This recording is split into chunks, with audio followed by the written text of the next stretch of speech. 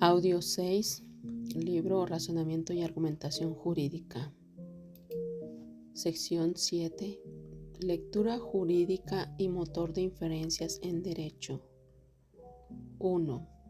La jurisprudencia y la ciencia clásica. Quien observa la estructura lógica de los escritos de los juristas romanos y los compara con los de los geómetras griegos, se percata de la verdad del paralelismo de Leibniz encuentra en ambas estructuras. Los juristas romanos tomaron de los griegos el modelo de ciencia, sobre esto no hay duda, pero el material y el funcionamiento se mantiene romano. La jurisprudencia romana se había desarrollado lo suficiente como para no ser superada por la influencia griega, particularmente por la política y la retórica, pero fue bajo el impacto de este modelo que los juristas se lanzaron a la búsqueda de los principios propios del derecho romano y de las reglas de inferencia de soluciones.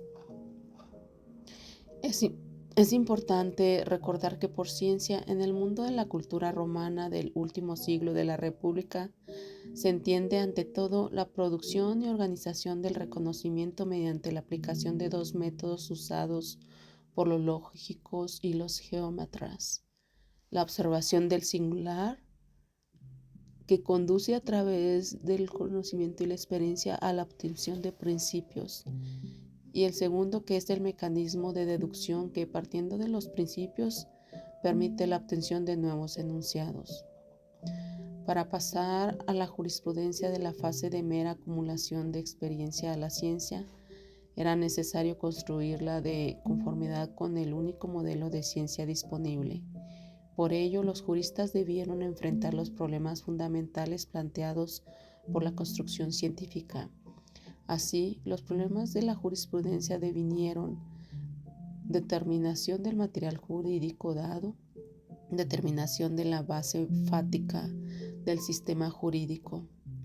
El jurista, antes que nada, señala cuál es el material jurídico existente, el material dado por el legislador, búsqueda y establecimiento de los principios primeros, definiciones y metareglas a partir del material jurídico dado, obtención de consecuencias a partir de los principios establecidos y, por último, sistematización del material.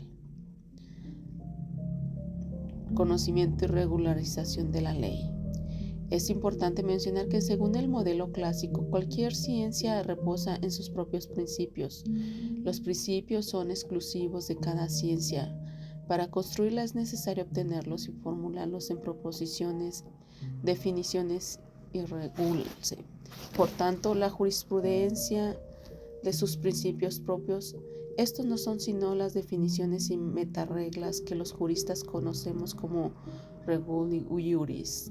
La regula iuris, principios del siglo en el sentido de ciencia, se alcanzan mediante generalización a partir de la experiencia jurídica, a partir del material jurídico dado. Las reglas reguladas así obtenidas serán usadas como principios para obtener a partir de ellas consecuencias normativas. De esta forma, el método de la ciencia griega, el método severo y admirable del geómetra y del lógico, vendría a poner los cimientos del edificio de la jurisprudencia romana. Para los romanos, las reglas iuris son principios primeros en el mismo sentido en que lo son los principios de la geometría. Se alcanzan por el conocimiento, mediante una generalización empírica y no por otro tipo de mecanismo. De esta forma tenemos que las regula iuris, reglas de ley, son extraídas del derecho positivo y no valen sino en relación con él. La naturaleza que las entiende claramente si recordamos cómo eran encontradas efectivamente estas reglas. Los juristas romanos extraían las reglas de ley de sus instituciones positivas, de ahí que el alcance de las reglas iuris se limitara al ámbito de su derecho. Esto se conforma perfectamente con el requisito metateórico aristotélico, según el cual todo sistema científico tiene sus propios principios. A través del conocimiento, los juristas romanos llevaban a cabo, a partir de sus instituciones positivas, la base empírica de su sistema, las generalizaciones mediante las cuales establecían las definiciones y reglas, metareglas, que funcionan como principios primeros del sistema, sin duda una brillante adaptación del modelo científico al oficio del jurista.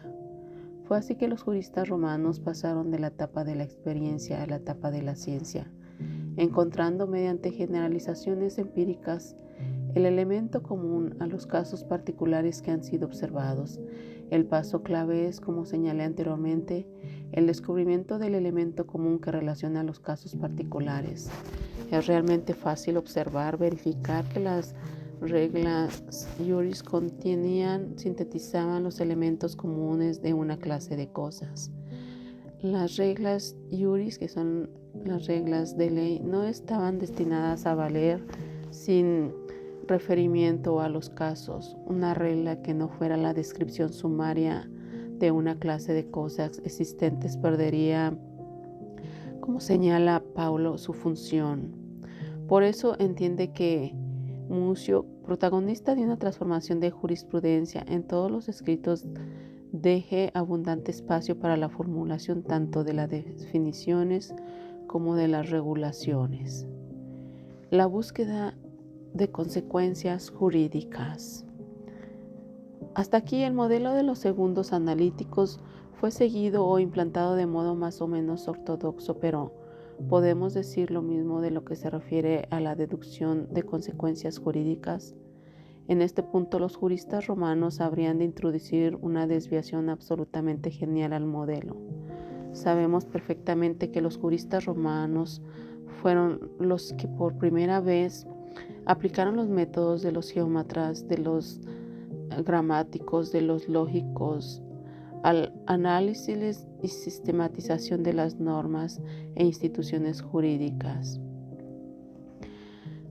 Por lo que se refiere a la deducción, la adecuación que los romanos realizaron es muy jurídica y profesional.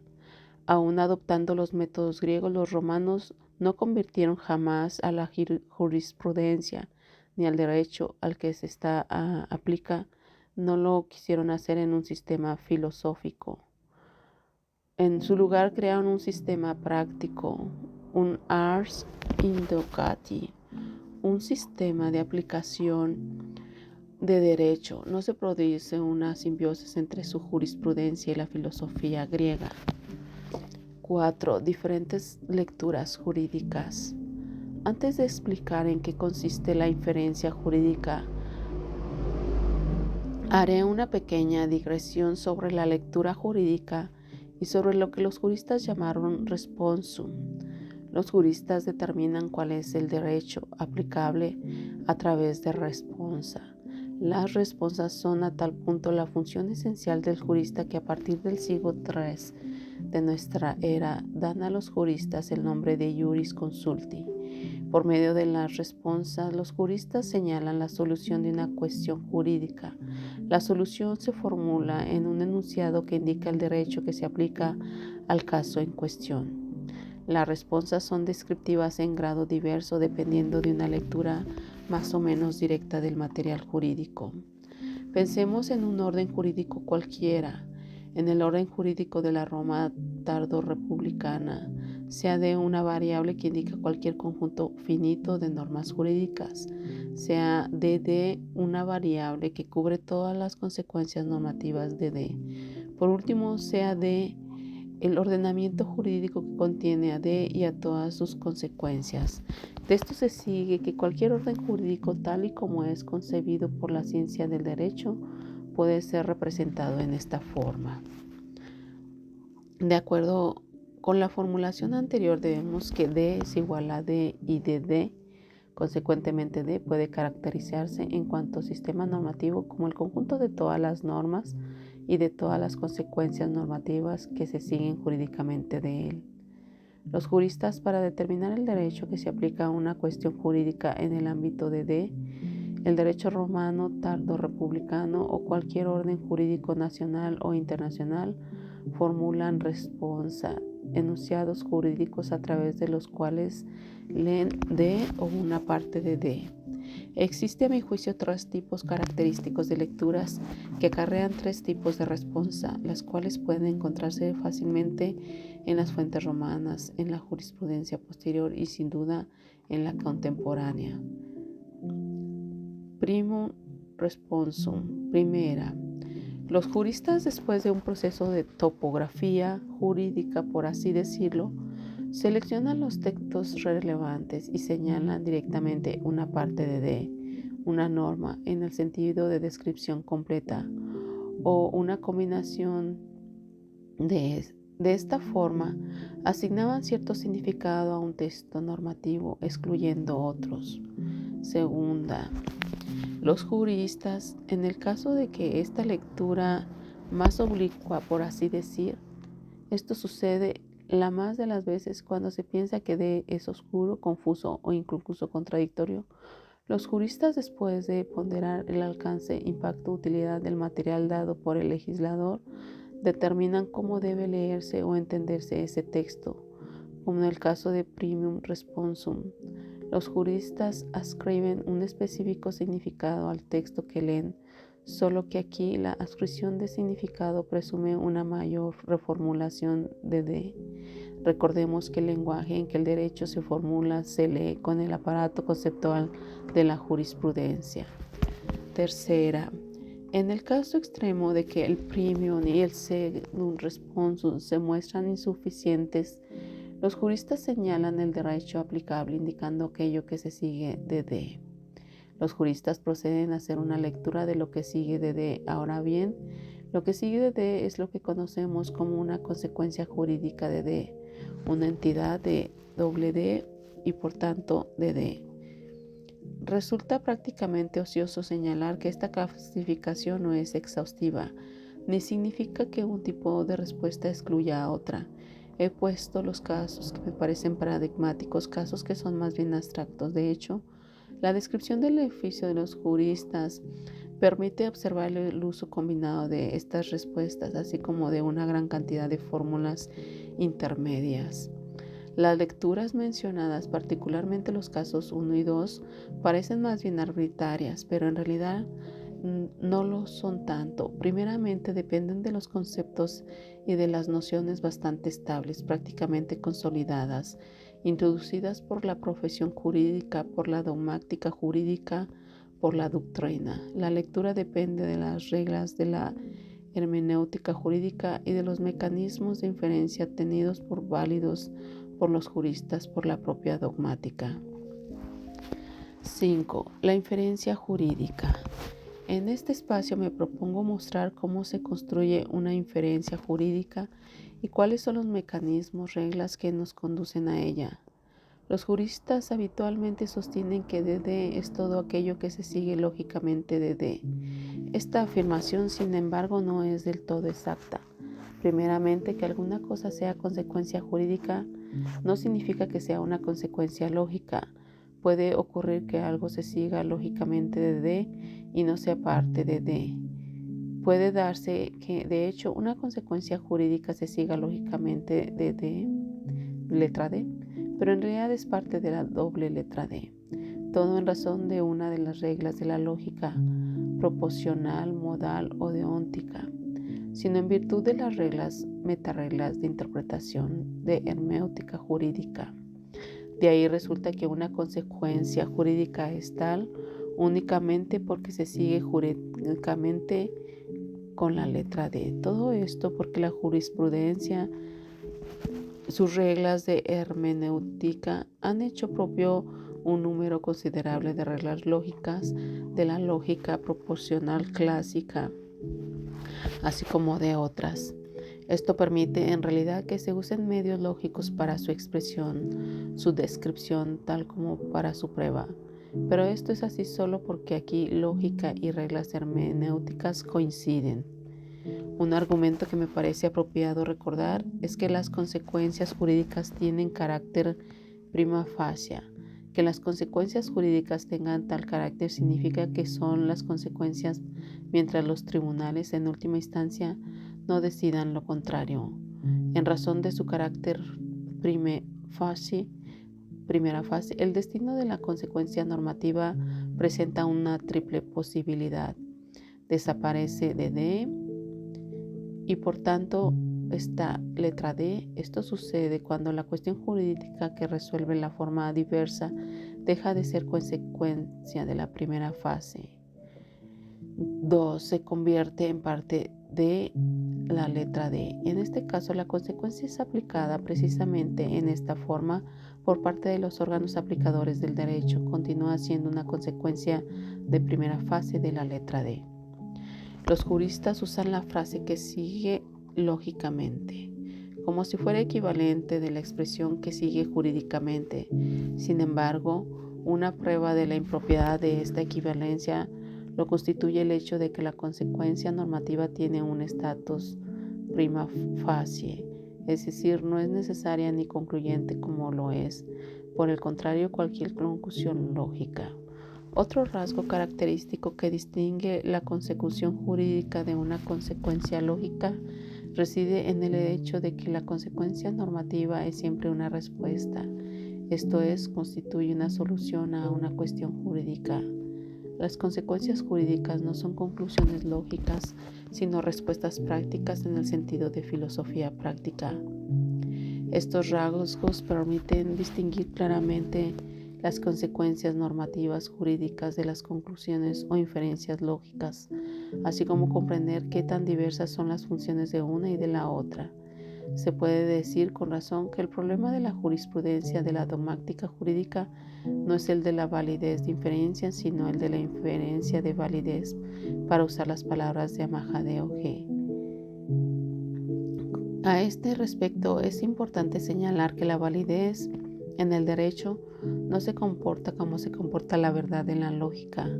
La validez no es una capacidad, una propiedad o un predicado de una forma. Decir que una norma es válida equivale a afirmar que tal norma existe, así como sus consecuencias, aunque sea solo prima facie. Pueden existir proposiciones falsas, no normas inválidas. Ahora bien, si la interfacia de validez, es decir, la inferencia de consecuencias normativas, constituye el problema de la jurisprudencia, la cuestión sustancial no es un problema que atañe a la lógica. Posiblemente la tarea de construir consecuencias es similar o incluso análoga a la obtención de inferencias lógicas, pero aún así los mecanismos herméticos de la inferencia jurídica son tan rigurosos y severos como los de la inferencia lógica. La única verdadera inferencia, sus reglas de construcción de consecuencias no pertenecen a la lógica. Sin embargo, esto no significa que la lógica no se aplique a los enunciados jurídicos, a los enunciados usados por los juristas para describir el derecho y sus consecuencias.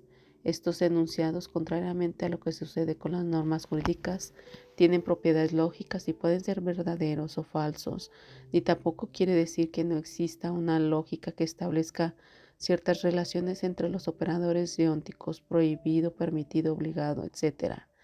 De lo anteriormente expuesto, resulta que es verdaderamente una metáfora decir que en el proceso de obtención de normas subsidiarias de obtención o construcción de soluciones intervengan reglas de inferencia lógica. La determinación del derecho aplicable no podrá de conformidad con propiedades o valores lógicos. No sería problema llamar lógica a estas reglas de construcción de consecuencias normativas, posiblemente lógica jurídica, lógica de las normas o cualquier otra cosa. Esto sería legítimo, por así decir. Sin embargo, esto genera grandes equívocos y confusiones. Lógica no es un simple nombre. Cuando se dice lógica, se dice mucho más. 6. El orden jurídico como ars iudicandi.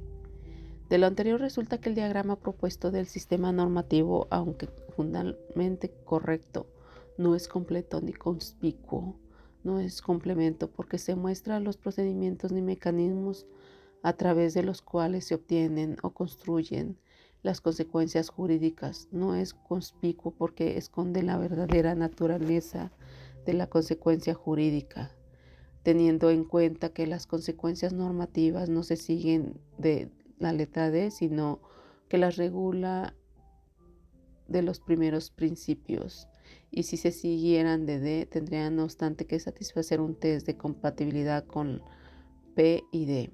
Y sabiendo que la consecuencia jurídica se constituye según un procedimiento diferente al de la inferencia lógica, nuestro diagrama puede ser reformulado de la manera siguiente, en el que se tiene la letra PD y de aquí inicia con frases o expresiones hacia PD con la letra D y el resultado puede ser doble D.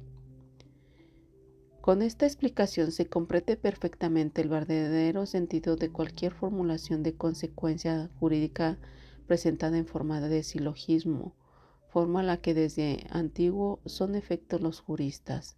Que los juristas realmente obtengan proposiciones normativas a partir de los principios, definiciones y regulaciones, y que de los científicos efectivamente obtengan como silogístico leyes o enunciados a partir de axiomas o enunciados, o bien que organicen el material en esta forma para reforzar su validez, es un problema muy importante de la ideología de la ciencia jurídica y de la ciencia en general que no puede abordar aquí.